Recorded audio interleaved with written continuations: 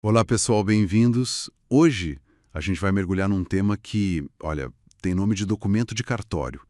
Uma daquelas siglas que a gente ouve e já boceja um pouco, né? O tal do Projeto Político Pedagógico, o PPP. Soa burocrático, eu sei. Confesso que eu mesmo pensava assim, mas a fonte que a gente tem em mãos, um texto da educadora Ilma Passos Alencastro Veiga, mostra que, por trás dessa sigla, tem uma ideia quase revolucionária para a escola. E a nossa missão é essa, é rasgar essa capa de burocracia e descobrir a ferramenta poderosa que tem por baixo, entender por que isso é político e como pode, na prática, transformar uma escola.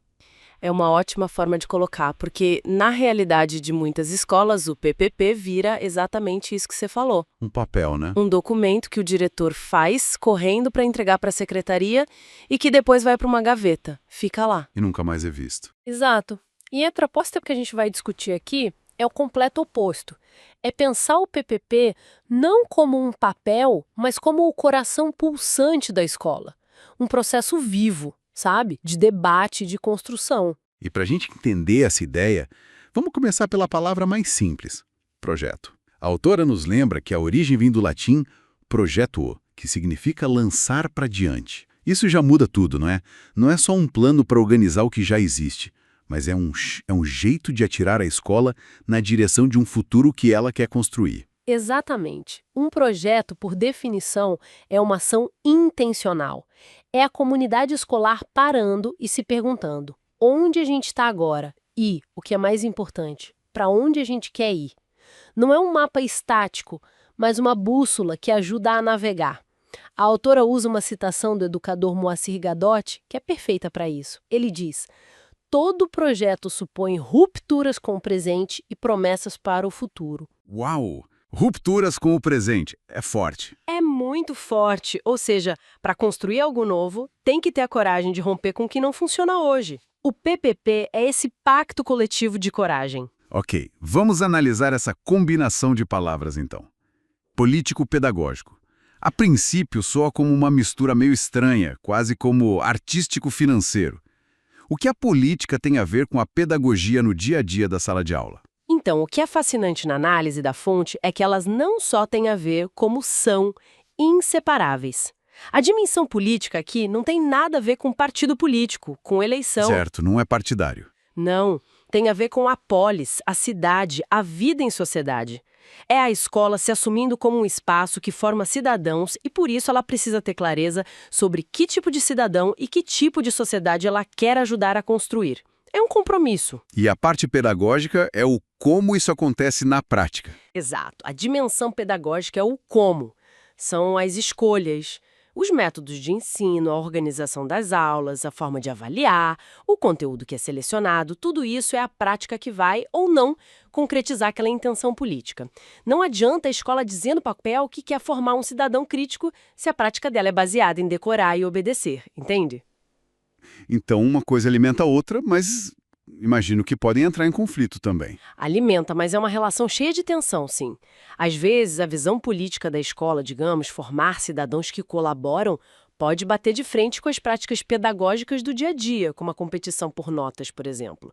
O PPP é justamente esse campo de batalha, no bom sentido, onde essa negociação acontece. É onde a comunidade define sua visão e alinha suas práticas. Espera um pouco. Isso soa incrível na teoria, mas me parece muito difícil na prática. Se cada escola cria seu próprio projeto, como o sistema de educação garante um padrão mínimo? Não vira uma bagunça, com cada um fazendo o que quer? Essa é a pergunta de $1 milhão, né? E a fonte aborda isso de frente. A ideia central é uma mudança de paradigma. Ok. A autonomia não significa que a escola vira uma ilha. Ela continua parte de um sistema, com diretrizes nacionais.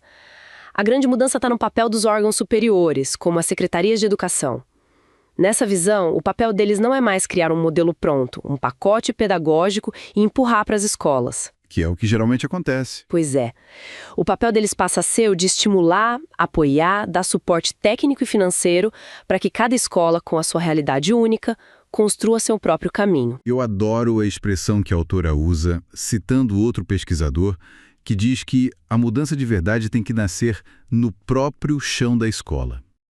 É ótima, não é?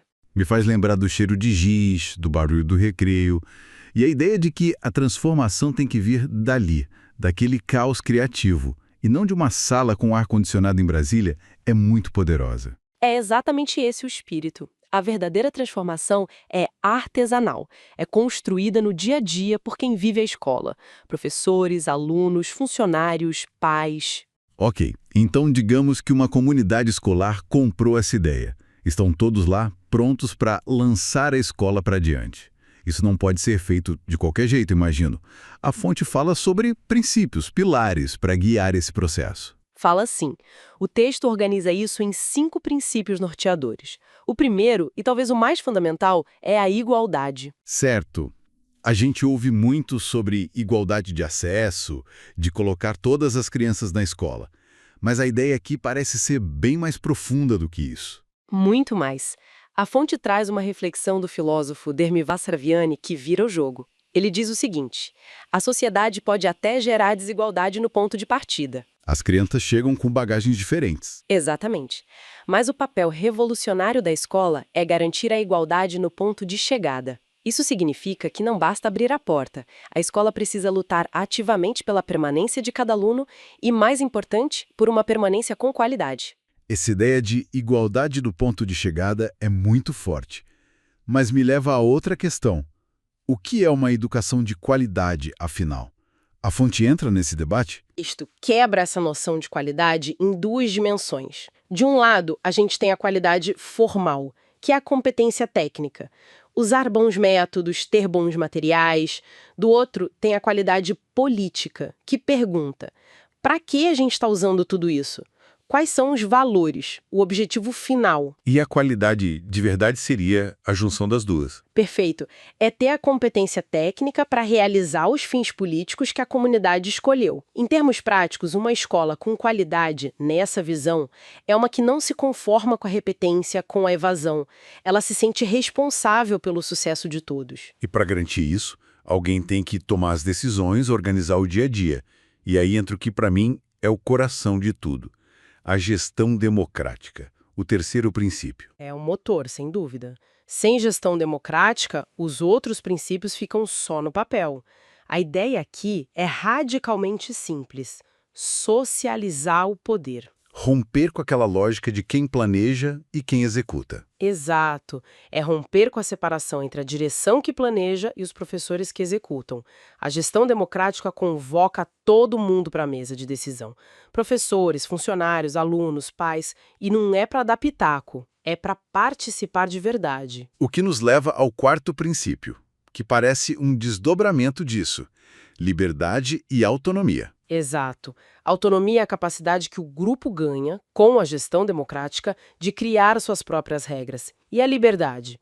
A autora traz uma visão muito poderosa. A ideia é que a liberdade na escola não é cada um fazer o que quer. O que seria o caos? É uma liberdade construída com os outros, não apesar dos outros.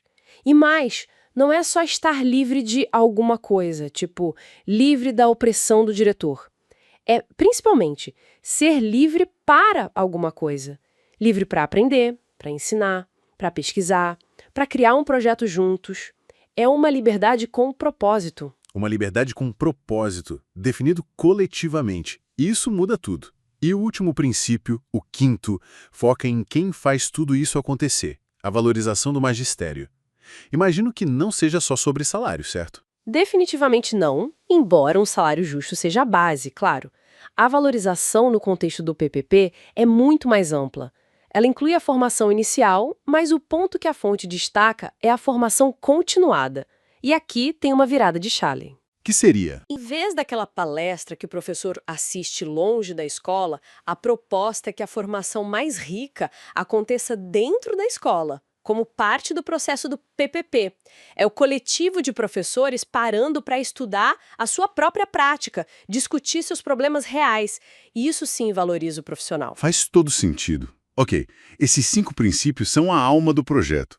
Mas para que isso não fique só num quadro bonito na parede, a escola precisa olhar para si mesma. Por onde ela começa a mexer? Quais são as paredes, as vigas que precisam ser reconstruídas? A autora aponta 7 elementos estruturais que precisam ser repensados. O primeiro é o mais básico de todos, as finalidades. É a escola parar para um grande debate existencial, sabe? Afinal, para que nós existimos? Isso. Além de ensinar português e matemática, quais são nossos objetivos sociais, culturais, políticos? Qual é a nossa marca no mundo? E depois de definir o porquê, vem o como, a estrutura organizacional. Olhar para o organograma e questionar como o poder circula ali dentro. Perfeito. E então a gente chega num ponto nevrálgico, o terceiro elemento, o currículo. O texto é muito claro. Não existe currículo neutro. A escolha do que se ensina e do que se deixa de fora é uma decisão profundamente política. A proposta é superar aquele currículo que é uma lista de disciplinas isoladas e buscar o que um sociólogo chamou de currículo integração, onde os saberes conversam. E aqui entra um conceito que eu acho fascinante, o de currículo oculto. Sim, o currículo oculto é tudo aquilo que a escola ensina sem dizer que está ensinando. As normas, os valores, as atitudes. Ah, entendi. Então é tipo, o currículo oficial ensina matemática para todos, mas o currículo oculto é o que se aprende quando a professora só elogia os meninos nas aulas de exatas, ou quando só alguns alunos representam a turma. É o que se aprende nas entrelinhas. Exatamente esse o ponto. É o que se aprende na cultura da escola. E a visão crítica que a fonte apresenta enxerga o currículo todo, tanto o oficial quanto o oculto, como um campo de disputa, um espaço onde é possível resistir e construir novas formas de ver o mundo. Isso me parece totalmente conectado ao quarto elemento, que é o tempo escolar. A forma como a gente organiza o tempo também ensina coisas, né? Ensina e muito. A nossa organização tradicional, com o sinal que toca a cada 50 minutos quebrando o raciocínio, não é neutra. A fonte cita um sociólogo, Mariano Enguita, com uma análise demolidora. Essa estrutura ensina que o que importa é a duração do trabalho, e não a qualidade ou o sentido. Ah, então é por isso que a gente aprende desde cedo que o importante é bater o cartão, ficar os 50 minutos na aula e não necessariamente o que se aprendeu de verdade ali. Precisamente. Você aprende a cumprir tempo, não a realizar uma obra. Repensar o uso do tempo é fundamental. Faz todo sentido. E os 3 últimos elementos parecem amarrar tudo isso, tornando a gestão democrática uma realidade. Sim, são os mecanismos da democracia na prática. O quinto é o processo de decisão. Sair do modelo do diretor que decide tudo e criar canais reais de participação, como conselhos, assembleias. O sexto são as relações de trabalho, lutar contra o isolamento e construir uma cultura de colaboração. E, por fim, o sétimo, a avaliação. Que eu imagino que seja algo muito diferente de simplesmente dar provas e notas para os alunos. Exatamente. A avaliação, nessa perspectiva, vira de ponta cabeça. O foco principal não é mais avaliar o aluno. É avaliar o próprio projeto. Exato. Avaliar o próprio PPP. A avaliação serve para a comunidade olhar para si mesma e perguntar: estamos conseguindo atingir nossas finalidades? Onde estão os problemas? Ela deixa de ser um instrumento de exclusão para se tornar uma ferramenta de crescimento coletivo. Uau! Ao final dessa conversa fica muito claro. O projeto político-pedagógico, quando levado a sério, não é um documento. É um movimento, é um processo contínuo de reflexão e ação coletiva. É a ferramenta mais poderosa que a comunidade escolar tem para se reinventar de dentro para fora. Para romper com a ideia de que sempre foi assim. É a definição perfeita. É um processo constante de luta, de diálogo, de resistência para construir a autonomia e a qualidade que nasce, como a gente disse, no chão da escola. Não é um destino, é uma caminhada permanente. Uma caminhada que, pelo visto, exige uma dose enorme de coragem e compromisso de todo mundo envolvido. Sem dúvida. E o que a fonte nos deixa como pano de fundo é que a escola não é uma bolha. Ela está inserida na sociedade, reflete suas contradições. Isso me leva a uma reflexão final para quem nos ouve. Se o PPP é essa tentativa de criar um espaço, um oásis de diálogo, de democracia e emancipação dentro dos muros da escola, qual é o potencial dessa prática para inspirar e impulsionar transformações parecidas para além desses muros?